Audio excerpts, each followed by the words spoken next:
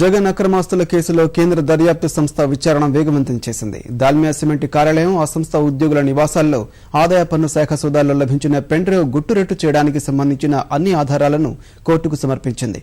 పెన్డ్రైవ్లో JR ఖాతాకు 55 కోట్ల చెల్లింపునకు సంబంధించిన అంశంపై సెంట్రల్ ఎక్సైజ్ అధికారులు, దాల్మియా ఉద్యోగులు మరికొందరి నుంచి సేకరించిన వాంగ్మూలాలను కూడా న్యాయస్థానానికి అందించింది.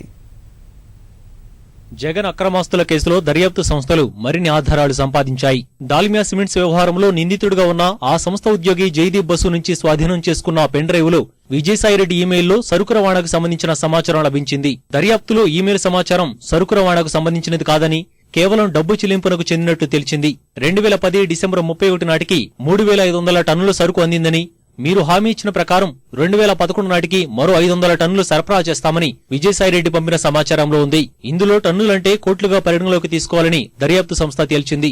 3500 టన్నులంటే 35 కోట్లని స్పష్టం చేసింది. పునీత్ దాల్మియా నుంచి వచ్చే సొమ్ము చెల్లింపులను జగన్, సాయిరెడ్డిలు పర్యవేక్షించారని సీబీఐ తెలిపింది. ఈ విషయాన్ని అభియోగ పత్రంలో పేర్కొన్నప్పటికీ ఈమెయిల్ సమాచారంలో లభించిన ఆధారాలపై సీబీఐ ఇన్స్పెక్టర్ విజయ్ భాస్కర్ దర్యాప్తు కొనసాగించారు. ఆధారాల సేకరణతో పాటు 11 మంది సాక్షులను విచారించి 7 వాంగ్మూలాలను నమోదు చేశారు.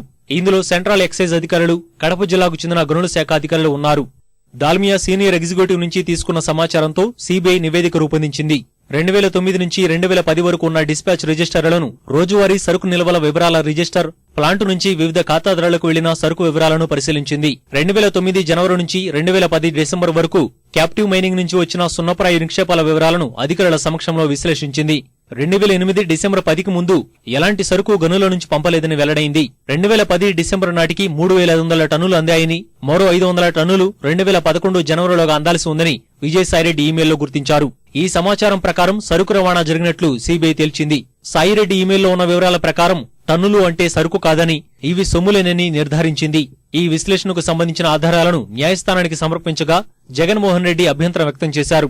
ఇప్పటికే అభియోగ పత్రం దాఖలు చేసినందున తదుపరి దర్యాప్తు ఏదైనా ఉంటే అనుబంధ అభియోగ పత్రం దాఖలు చేయాల్సి ఉంటుందని తెలిపారు. ఇలా విడిగా ఇచ్చే పత్రాలను అభియోగ పత్రంలో జత చేయరాదన్న అభ్యర్థనను సీబీఐ న్యాయస్థానం న్యాయమూర్తి బాలయోగి తోసిపుచ్చారు. ఇంకా విచారణ ప్రక్రియ పూర్తి కాలేదని, ఈ పత్రాలను జత చేసినంత మాత్రాన నిందితులకు వచ్చే నష్టమేమీ లేదని స్పష్టం చేశారు. ప్రతులను పరిగణలోకి తీసుకోవాలంటూ ఉత్తర్వులు జారీ చేశారు.